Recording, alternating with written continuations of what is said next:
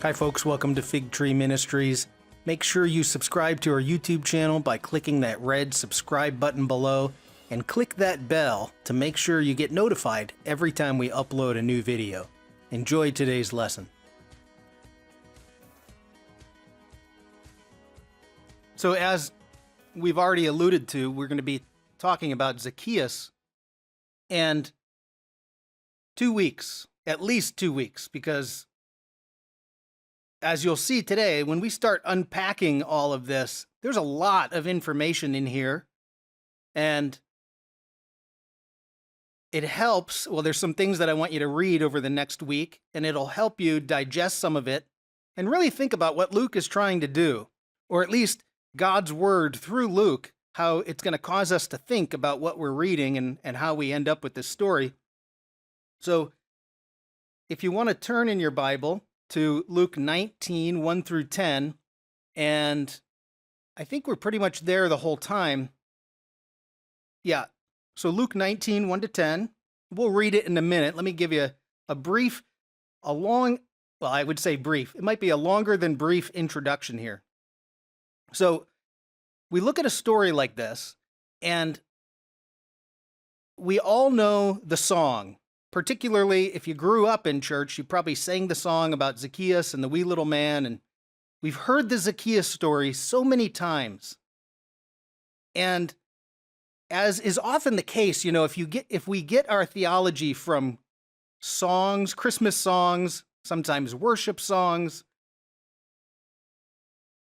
if we get our theology from the ideas of our theology from sometimes songs, we might miss something, right? So I'm going to use this quote here from a gentleman by the name of Kenneth Bailey. This is a great book that you see on the slide, although he doesn't address Zacchaeus in here, but I want to use this quote by him. So Ken Bailey, he passed away a few years ago. He was a Presbyterian minister and then served almost his entire career in the East, between Lebanon, Cyprus, Egypt, Jordan, Israel, all over the East. And what he began to do was communicate back to those of us here in the West to say, I think we need to think about Jesus more from an Eastern perspective, and we'll see things in the Bible that you never saw before. And he even got some of the Bible publishers to rewrite their sentences, like saying, look, I know you can translate the Greek, but you're missing the entire meaning here. So he's even gone that far. And so anyways, he says all the time, we have to rescue truth from familiarity. Meaning we see these stories so often, but we don't read them deeply. The moment you start reading the parable of the Good Samaritan, you already know the ending because it's so familiar. Till you stop and you read it very slowly and you dig into it and you think, oh, wait a minute, I think I missed something. So that's what happens with Zacchaeus. And we're gonna unpack this. There's a lot in there, and we're not even gonna cover all the different ways that we can look at it, but we'll cover a lot. And just so you know, I'm aware, I love finding things in the Bible that wake me up, that say, think about it this way, look over here, take a different angle. And I love finding those things. I think it's just an amazing to find that. But I also have to realize not everybody does love finding those things. And so, today we're going to ask some tough questions about the way we read Zacchaeus. And I don't intend in any way to offend anybody. I love finding these things. If it does in some way challenge you to the point where you're not happy about it, no way do I intend for that to happen. I want you to, and I don't think it will, but I just want to say that out loud, that I do recognize that sometimes, I love being challenged. Not everybody does, but I think this will challenge you to think about the way we read this story and we see Zacchaeus. And what happens is, and I'm sure you're aware of this, sermons are notoriously bad places for doing deep teaching, right? You have a crowd that varies in the way that their amount of study. There's not a lot of back and forth with questions. So sermons are normally where we hear the stories, but they're not always great places for teaching. And teaching is supposed to go in, pull this stuff apart, look at it, ask tough questions, look at it from both sides. And so that's what we're going to do today. There's a couple times I'll give my opinion. Other times I'm going to tell you what scholars have written, and I'll try to make sure that I don't confuse the two. All right, so let's go rescue some truth. So if we go to the text, first let's start. We're going to read through the Zacchaeus story one time, and then it's fairly short, and then we'll go break it apart, look at all the different areas that we need to look at. So Luke 19, 1-10, starting in verse 1, he, being Jesus, entered Jericho and was passing through. And behold, there was a man named Zacchaeus. He was a chief tax collector and was rich.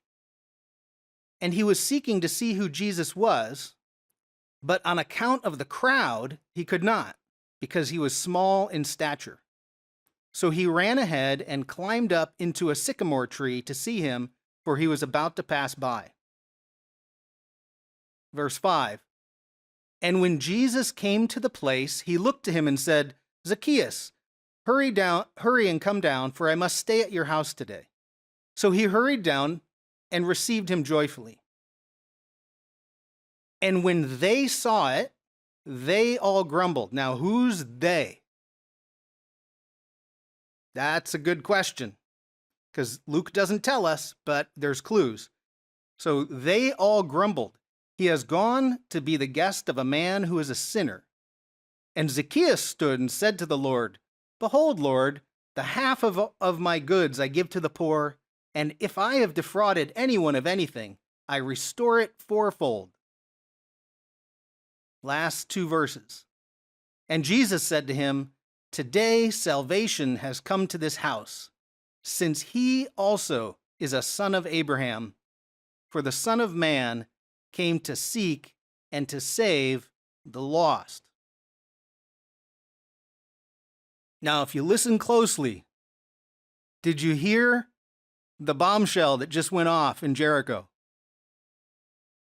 Right? If CNN was reporting this, they would say, a bombshell was just dropped by Jesus in Jericho. That last sentence, verse 10, for the Son of Man came to seek and to save the lost. Now he's alluding to a chapter in the Old Testament, Ezekiel 34. And when this is what I want you to read. We'll talk more about it this morning, but that's Ezekiel 34. And I want you to read Ezekiel 34 a couple times this week. It is 100% against the priests. And he just quoted it. And the moment he pulls Ezekiel 34 into it, everybody says, look out, because God's judgment is coming. Okay, so that's the text right there, ending in Ezekiel 34. Okay. So I want to do something, I want to just back up mentally for a second. And I just want you to think about the Gospel of Luke. So this is where we are, actually, point 1 on your handout. So we only find the Zacchaeus story in the Gospel of Luke. So then we have to ask, why did Luke include it? Besides it happened, Luke has editorial control over what stories he puts in what order. So God gave Luke some editorial control over this, but he adds in this story about Zacchaeus. And there's some prominent themes throughout the book of Luke, and you'll find this in almost every commentary on Luke, it's very much a concern for those who have been marginalized, those on the margins of society, the poor, the widows, the aliens, the tax collectors. So the care for those who have been more marginalized, and second, it's a warning to those who are in power. Now, who's in power? Well, in Jesus' day, it's not just Rome, it's the religious leaders, right? And the religious leaders are ending up, just like we saw last week with the Pharisee and the tax collector, through their attitudes, marginalized groups of Jews, because these are Jewish folks that are going to be doing the things on behalf of the Jewish power structure. So two big themes in Luke, and we're going to see these. Well, we have seen them, right? We read the parable of the rich man and Lazarus, and that was pointing right towards the priests because they're in power. Why aren't you taking care of the poor? You have the Pharisee and the tax collector, again, someone in power looking down on somebody else. So these are prominent themes. So what I'm going to suggest to you is that when we read Zacchaeus, see, our focus in the West is, because we're Protestants and evangelicals, is the salvation part. We love to see the salvation, someone coming to Jesus and being saved. But I'm going to suggest that the main theme of this story is a warning to the priests. Now, we've seen this throughout the past couple of weeks, right? How Jesus is very critical of the power structures there in his day. So here's why. This is how you would come to that conclusion, even though Luke never specifically mentions a priest. So the first one is just, if you look at verse 1 says they entered Jericho. Now, here we are, modern Westerners, that doesn't mean anything to me. But Jericho, for about 300 years, and up into including Jesus' day, is a priestly city. I put on the bottom of your sheet an article by a scholar, Joshua Schwartz, and he outlines, he says, look, you could essentially call it priestly Jericho. At one point, when the priests and the kings were in power, this is the 100 years prior to Jesus showing up, Jericho was like an extension of Jerusalem. So it's dominated by priests. It's full of the priests that live there. Their summer mansions are down in Jericho, because Jericho is like Palm Springs.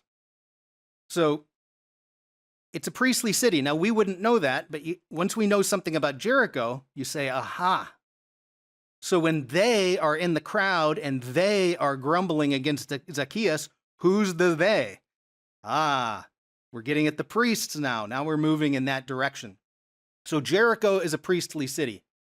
Second, verse 10, Ezekiel 34. Ezekiel 34, let me just give you the highlights of Ezekiel 34.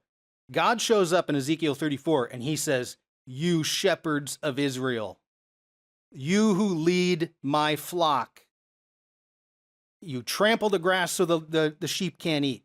You muddy the water so that the lambs can't drink. You put the lambs out on the side of a hillside for the slaughter. How dare you?" And God is angry. And he says, "And I will destroy the leaders of my flock." And then right in the middle of that, it says, "And I myself will come, and I will save, and I will seek, and I will heal, and I will bind up." So when Jesus says the Son of Man has come to seek and save the lost, what's he saying? He's fulfilling the Ezekiel prophecy where God is showing up. "And you priests who are not taking care of my people, how dare you? And you're the one who's going to be out." And that is a strong sentiment in Ezekiel 34. So you've got Jericho, a priestly city. And then you quote, and so it's like a little sandwich, right? Verse 1 mentions Jericho, verse 10, Ezekiel 34, and now you can sandwich in, he's not happy. And so what did the priests do? Well, the same thing that we've seen over the past few weeks. You marginalize certain people groups. Hey, I want to get closer to God. I want to be able to go to the temple. I want to be able to participate in religious life. And they say no. And now you've got this, right? Now you've got a battle, because when Jesus shows up, he's not going to put up with that. And part of the way we know that is verse 9. So Jesus says, "For this man is too a son of Abraham." Now, what does that mean to be a son of Abraham? You're Jewish. So you priests have got a class of Jews that you're pushing out to the margins. And Jesus is going to show up and say, no, no, no, your job is to go find a way for them to connect to God. That's why you're a priest. Put God on display. Be the father that runs after the son that doesn't deserve it. And it's man, that's a powerful message. So now this is what we're going to unpack today. Because all of that, none of that is necessarily written in the text. It's all stuff that we would have to divine from what we know about the context of the story. Okay, so let me give you put this little diagram on your sheet. So in Jesus' day, we've talked about this repeatedly over the past few weeks. The priests are in power. They had been in power for years. They were, you have Ananias, his son-in-law, I'm blanking. Caiaphas, thank you. When you're in power for 25 years straight, you're controlling a lot of things. So the priests are in power. They also have wealth, and they got a lot of that wealth comes from Jericho. It's a fertile valley. So they have power, they have wealth, and they also have the backing of Rome. Rome put a governor there, and the governor is allowing the priest to be in power as long as everything goes correctly, right? This is the story of Jesus, because the priests say, look, it's better for one person to die than the whole place to fall apart. So let's just let one Jew die. Well, the one Jew you let die was Jesus, and God wasn't too happy about that. He resurrected him from the dead. So the priests are in power. Well, how are you going to manage things like taxes? Well, you need a group of people who are going to collect taxes for you. And so you have Jews collecting taxes, managed by the priests, by the way. So the priests use their own agents in a sense. The tax collectors are Jews. So the priests rely on these people down here, tax collectors. The tax collectors essentially keep the priests in power, and yet the priests hold them in contempt. Now you can't imagine a nation, right? A place where all the people in power have contempt for all the people below them. That would never happen, right? So you have the priestly power, and there's Jews. These are Jewish people. That's why son of Abraham lands a huge punch. They're saying, look, Zacchaeus is a Jew, and you've pushed him out of the community. And how dare you do that? So it's a real weird, it's not a real weird power structure. This is the power structure of the world. There's people in power. They have contempt for all the people who do all the dirty work. And that's just how things are. So now, were the tax collectors cheats and everything? Well, okay, there's plenty of room for cheating and all of that. But I think there's a bigger purpose here. Okay, so that's kind of that's the power structure that they're living in. So I think if I had to equate it to today, right? You have politicians in power who steal from their own people.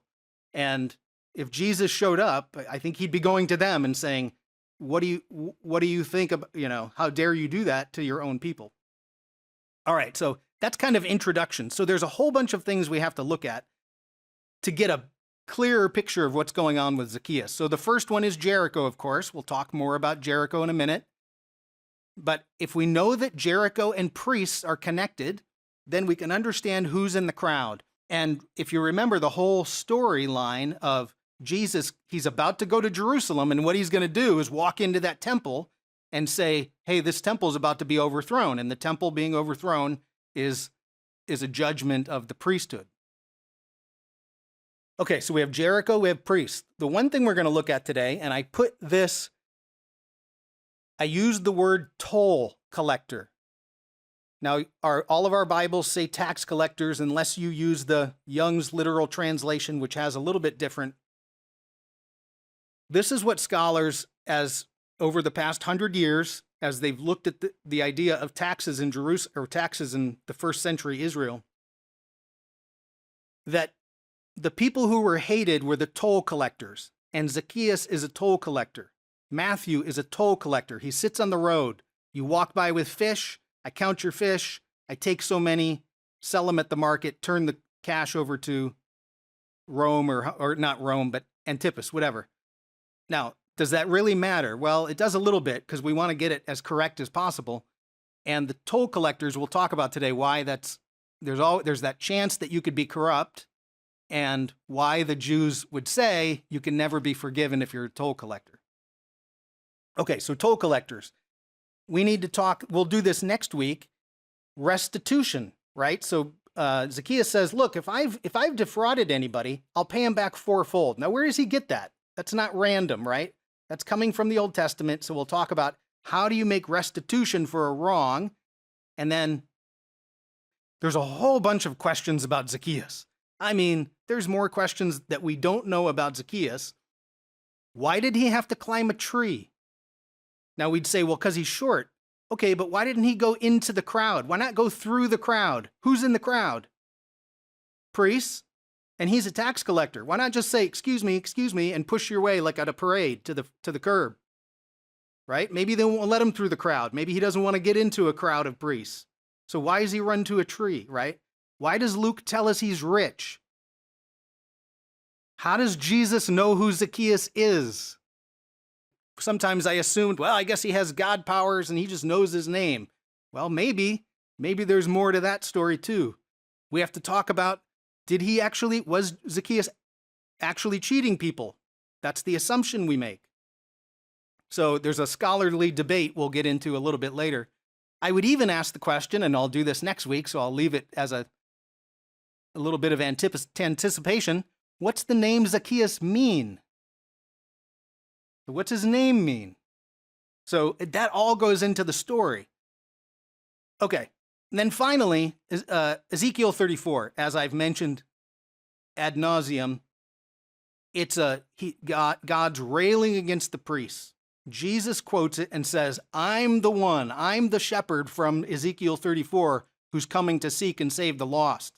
And that's why the bombshell went off. That's why CNN was reporting it from Jericho. Okay, so all of that, you can see there's a lot of stuff going on. So we'll do that this week, and then we'll do the first three this week, and then the next three or next week. All right, so let's take a step backwards. Again, sorry. The Gospel of Luke. You want to follow the themes, right? Let's say that we were first century people and the only gospel we had was Luke's letter. So we would read it over and over and over and over and over. The stories would be told. We'd have it memorized. And you'd want to look for, what are the themes? What are the, just like the themes of reaching to the poor, reaching to those who are marginalized. What are the themes? And I want to show you one theme that intersects with this story. And it has to do with Abraham. How do these things relate to Abraham? Now, I'm not going to read each of these verses. You can go do that during the week. But I'm just going to paraphrase what's going on in each of these verses. So you start out with John the Baptist. So that's at the beginning of Luke's gospel. He starts out with John the Baptist. John the Baptist is winning friends and influencing people by calling them a brood of vipers. You brood of vipers, who warned you to come out? When he's baptizing at the Jordan River, oh, by the way, 6 miles from Jericho. So John's baptizing, and he has this sentence that says, don't think you can claim Abraham as your father. Now, what does he mean by that? Don't think just because you're Jewish, God doesn't judge you. Because you think, I can go to the temple as a priest and say, look, I'm a priest, and you can get away with it. No, you can't. So don't claim Abraham as your father. That sets down in motion this theme of Abraham. So there's a story. We haven't looked at this story yet. It's in chapter 13, and you can look at it this week, about a woman who has a crippling spirit. Jesus heals her on the Sabbath day. The religious leaders get all bent out of shape. And Jesus says, for she is a daughter of Abraham. Now we have to think, well, how would they be treating her if in the first century, if somebody had a deformity or a crippling part, people thought you sinned, you must have sinned, God is angry at you. Okay, so she's on the margin. Then, just a couple weeks ago, we did Lazarus, right? Here's Lazarus. He's a Gentile. He's suffering in the world. The rich man represents the priesthood. And where does the Gentile end up? In Abraham's bosom. That's a twist. How did the Gentile get into Abraham's bosom? Well, go back to John's thing. Don't think you can just claim Abraham as your father.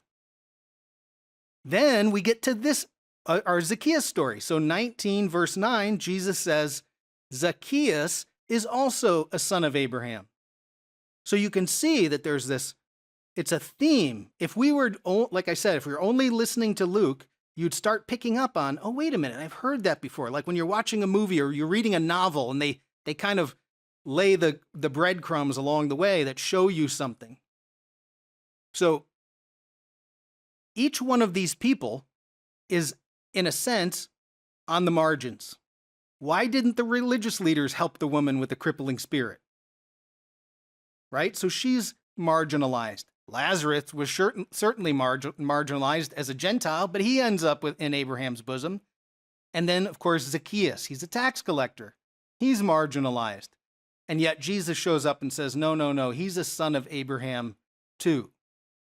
So, very prominent theme. It fits right into the story here with Zacchaeus and Jesus' declaration that he's included in the group. And maybe as a tax collector who's been scorned and spit on and hated by the community that's supposed to help you get closer to God, right? What if you're born the son of a tax collector? What's your lot in life? And even if you love God, people treat you like you're scum. And the moment we marginalize people, look out. Okay, so I think this is part of the main theme to the story. Now, what I would like to do is go a little bit closer to at least a couple of the things today. I want to talk a little bit about Jericho, and I've already given you the punchline essentially, but I want to at least show you a little bit more about Jericho so we can understand some of the background of that city and the priests. So I know many of you have been to Jericho, whether you went to the New Testament part or the ancient city, the very, very old city.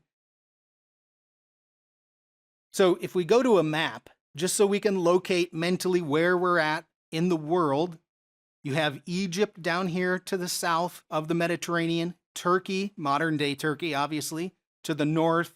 And then right here is where Israel sits, in that eastern side of the Roman Empire, really kind of in the backwoods, but right along the main road when you're for the ancient Near East. Now, if we move closer, we see that there's the Dead Sea. So you have the Dead Sea to the south. You have the Sea of Galilee to the north. Remind me one day, I'll tell you it's a really cool analogy with the Sea of Galilee and the Dead Sea. No time today, but just someone remind me about that. And then right in the middle here is our area of Jericho. And by the way, as next slide, I'll move in closer. Jerusalem is right in that white circle as well. So if you go close enough, here's Jerusalem. Now, here's my analogy. Jerusalem sits at about 2,200 feet above sea level. And then if you head 13 miles to the east and downhill, you go down this valley called Wadi Kelt, you're down at the city of Abraham. You're at the city of Jericho. For those of you on the West Coast, picture Julian is Jerusalem. It snows in the winter. It's cold in the winter. It's up at a higher elevation, and you have a really sharp drop-off into the desert. So if Jerusalem is Julian, then Jericho's like Borrego Springs. Or if Jerusalem is Hollywood in the wintertime, all the rich people go out to Palm Springs because that's when it's cold and raining in Hollywood, it's sunny and 80 degrees in Palm Springs. So the priests and the wealthy people in Jerusalem had winter palaces down in Jericho. Go down to Jericho, nice and warm. We like that warm weather. No one wants to shovel the snow. So It's very close. Now, the other thing is, and this is I mentioned Joshua Schwartz talks about this, that at one point, Jericho and Jerusalem could be uniquely tied through the priesthood. There was a constant train of priests going up and down from Jericho because Jericho supplied the priesthood. Half of the priests lived in Jericho, while the other half would be up in Jerusalem. So when Jesus tells the story, a man walked down to Jericho, and then you have a priest and a Levite. Well, that makes sense. Everybody knows the priests and Levites are constantly going back and forth to Jericho because it's like an extension. Now, if you notice on that picture, Jericho is a blob of green in the middle of a desert. So if we go closer to that, you think, how did that thing get green, right? Well, there's springs that pop out. All that snow and rain that happens up in Jerusalem sinks down through the mountains, and then there's a layer of limestone, and it punches out right at Jerusalem. At least one of the springs does. So right here's the Jordan River. 6 miles away is where John the Baptist is baptizing. And then these mountains over here, that's the wilderness of Judea. And as the water flows underneath those mountains, it comes right out at a spring in Jericho. So Jericho is actually a fairly fertile place. Even today, they grow tons and tons of produce, just like we do in the Central Valley out there by the Salton Sea. Okay, so Jericho, as I mentioned, it's a priestly city. You could call it priestly Jericho. Second, it's a very fertile valley. Now, if you're the priests, if you own the land, and it's a fertile valley that ships food all over the place, what does that end up bringing you? Is wealth. So you end up getting wealth out of that city that technically is in the tribe of Benjamin, so it wasn't supposed to go to the Levites, but it's a very fertile valley. And fun fact to know and tell, in the century prior to Jesus, Mark Antony, he was the Roman, he held power over the eastern side of the empire, and then Caesar Augustus defeated Mark Antony. Mark Antony was his girlfriend named Cleopatra. Mark Antony gave Jericho to Cleopatra. Now, why would he give Jericho to Cleopatra? Because in Jericho, there is balsam that grows. They call it the balm of Gilead. So balsam, fragrant resin, I guess like myrrh or frankincense. And apparently, what they say, it only grew at Jericho. And this was prized around the world. So think about if Jericho has something that the whole world will pay a lot of money for. What ends up happening? How's the flow of money going into Jericho? Well, that becomes a lot of money if you're selling your balsam to all the wealthy people around the world. So you can get tremendous wealth. And so if you read commentaries on Zacchaeus, many of them will mention it's normal. It would be normal that if you're going to have a tax collector that's wealthy, it would happen at Jericho because he's on the trade route. First of all, there's tons of trade coming through Jericho, but Jericho itself produces a lot of wealth. So it's not surprising that the guy has wealth. Now, how did he get the wealth? Well, that's a different question, but it's not surprising that you might have extra wealth, especially if it's... So anyways, that's Jericho. Now, this next part, I've been wrestling with how I want to present it. There's no 100% absolutely clear picture, but we do know a lot about the progression of tax collection and tax collectors. And whenever anybody talks about this, it always gets conflated. And so I just want to show you a couple things to help your mind say, aha, that's a conflation. We're taking something from another time or another location and we're implanting it into our biblical picture. So the first thing about, and again, we'll emphasize toll collectors in a minute, but tax collectors. There was a group of very wealthy Roman citizens, mostly Romans, like from Rome. They're called publicans. Now that's a Latin word. And unfortunately, the King James Version of the Bible translated every time it says toll collector, they translated it publican. And so now when we think publican, what are we thinking about? Well, publicans were these very wealthy Romans. They exploited the eastern provinces of the Roman Empire for taxes. We know they did that. It became so bad, though, that by the time Julius Caesar gets into power, Julius Caesar outlaws or begins to break down the publican system. So that's 45 years before Jesus shows up. Caesar Augustus did the same thing, and publicans hadn't been in Israel for about 50 years when Jesus is born. So we have to be careful that we don't take the idea of 100% of publican and apply it to every tax collector we see in the text.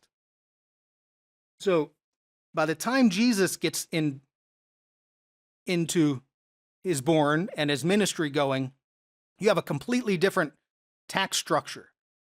So this is so, I'm giving you like such a broad brush stroke. You have two main provinces of Israel, Judea to the south, that includes Jerusalem, and Galilee to the north. And in Jesus' ministry day, they're governed by two separate groups. Now, the Roman Empire's over the whole thing, but in Judea, you have a Roman governor, that's Pilate, and then you have the aristocracy of the Sadducees, the Sadducean aristocracy, that's the priests. Well, they're managing what's going on. So that's Judea. If you go to Galilee, it's different. It's Herod Antipas. So if you compare Zacchaeus as a tax collector to Matthew as a tax collector, they're actually working for two completely different entities. And we often will say every tax collector was collecting tax for Rome, but that's not true of Matthew. He was collecting taxes for Herod Antipas, which is probably no better. But again, we want to be as accurate as we can. So if we look at a map, and sorry, this is kind of a small map, but Judea is that purple circle to the south. That was Rome. That's Pilate. He's the governor. And then the priests are running Jerusalem and all this administrative stuff from Jerusalem that as the center of their religious worship. And then Herod Antipas, he's up here in Galilee, and then he has this long north-south running territory that's just on the eastern bank of the Jordan River called Perea. That's Herod Antipas. So when we look at these two, when we think of the two main tax collectors, Matthew and Zacchaeus is down here. Now Rome is governing that area, but really he's collecting taxes on behalf of the aristocracy. And I'll give you next week, I'll show you an article that's all about the tax collectors in Israel in the first century. And multiple times the author is noting that whoever was in charge of collecting taxes, and oftentimes it was the priests, would have their own people doing it, or they'd have their own agents. So Zacchaeus would be an agent of the priests, in a sense. They farm it out to him, but that's who's really the administrator. And we don't necessarily, sometimes we conflate it. We say, they work for Rome. Not necessarily. So Judea is Zacchaeus, and Galilee is Matthew. That's a very fast way to look at it. But then we get to the idea of, well, what are they doing specifically? Well, they're both toll collectors. And toll collectors collect taxes on the movement of goods and services coming through, or goods and services being produced in an area, and they're always located at commercial centers. So Zacchaeus is at Jericho. That's a commercial center. It funnels in. If you're coming from the east, you need to find a road to climb over the mountains. And there's a road at Jericho, so you could funnel into Jericho. It also is producing food, of course.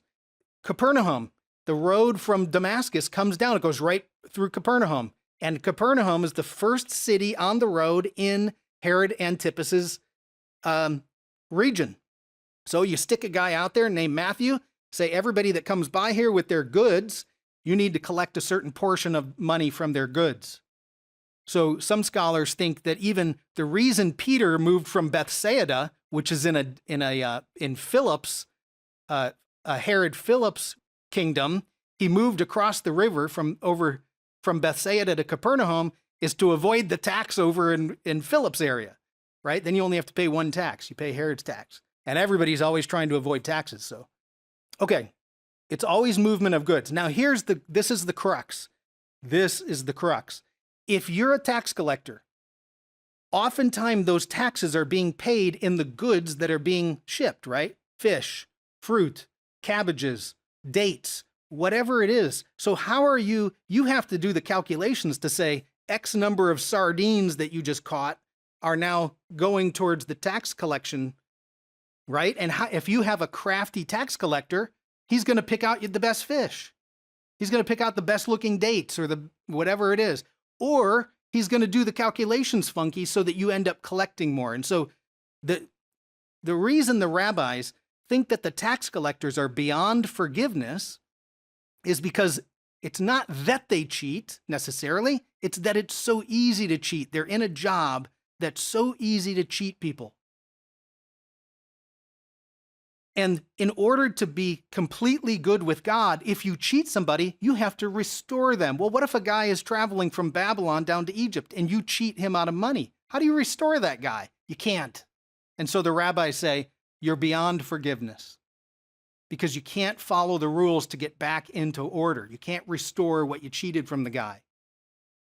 So it's seen as, the reason they're disdained is it's seen as a type of vocation that's so easy to cheat, we assume you do. So I'm sure you could think of, even today, what are the things that you have to go engage in that make you nervous because you think the guy's going to cheat you? It's the things that maybe you do the least, right?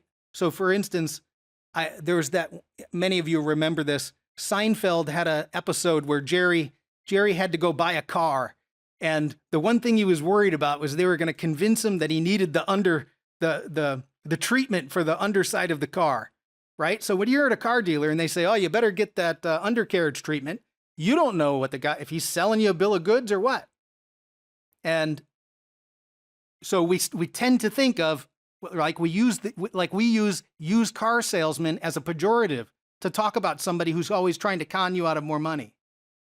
That would be like a tax collector. Somebody you assume is trying to get more money out of you. If you go to insurance salesman, what do you think that guy's going to try to do?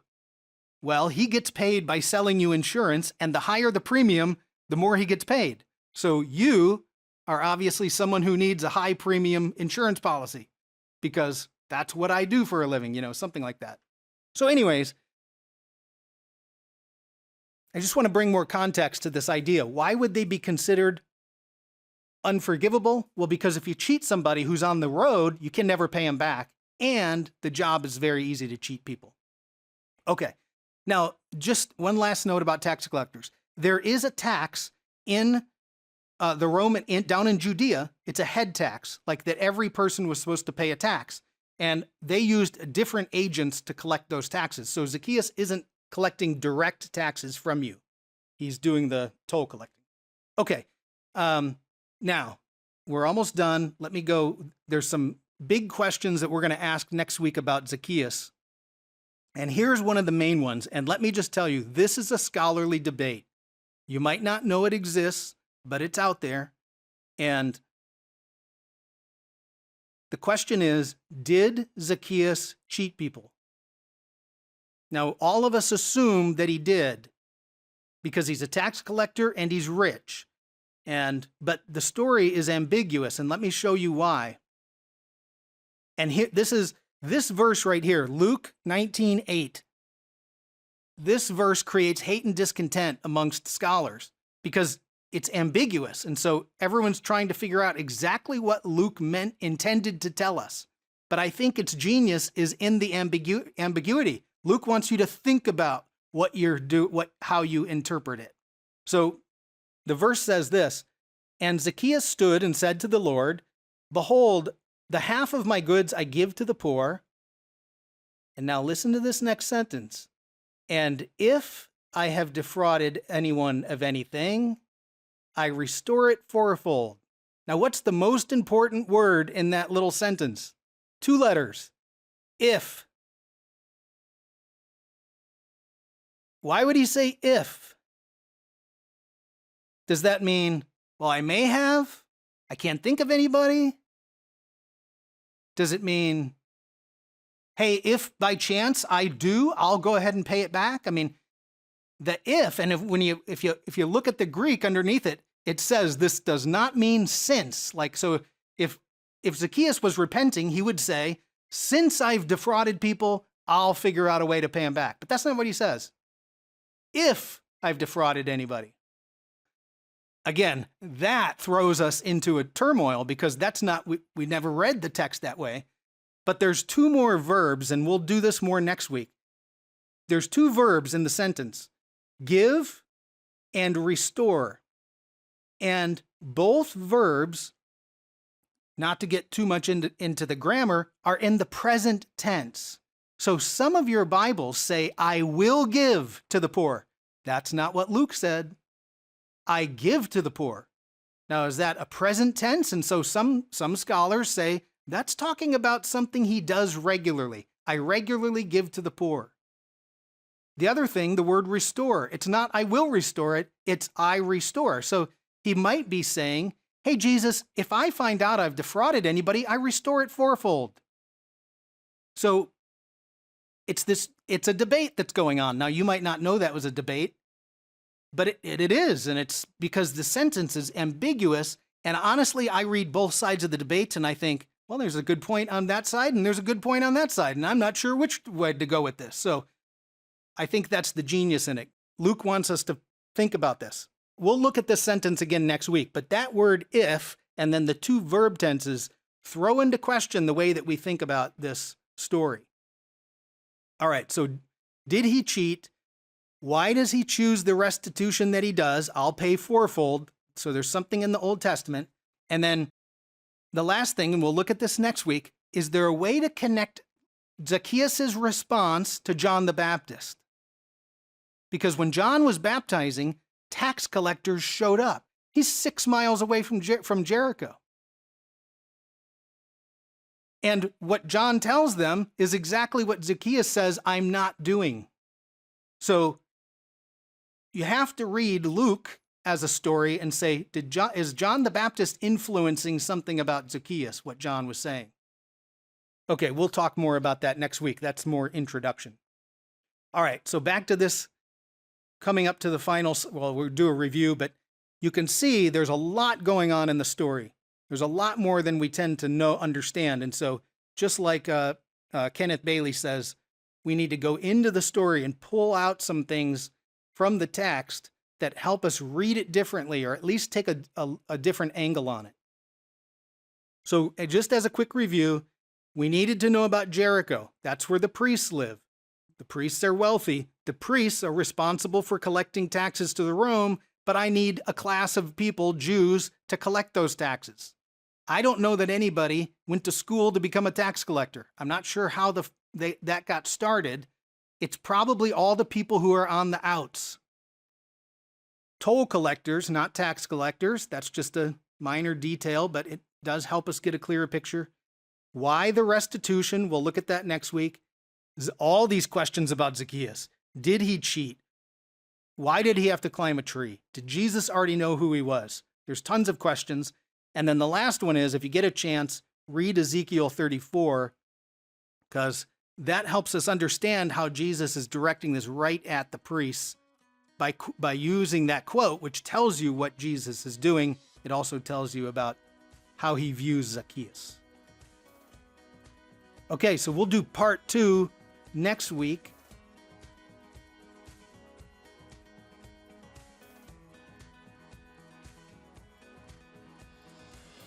Thanks for joining us under the fig tree for today's lesson. If you like this video, be sure to hit the like button below. And make sure you subscribe to our YouTube channel and hit that bell to be notified every time I upload a new lesson. You can also check out more teachings here at our YouTube channel or at figtreeteaching.com and enjoy learning about the sweetness of God's Word.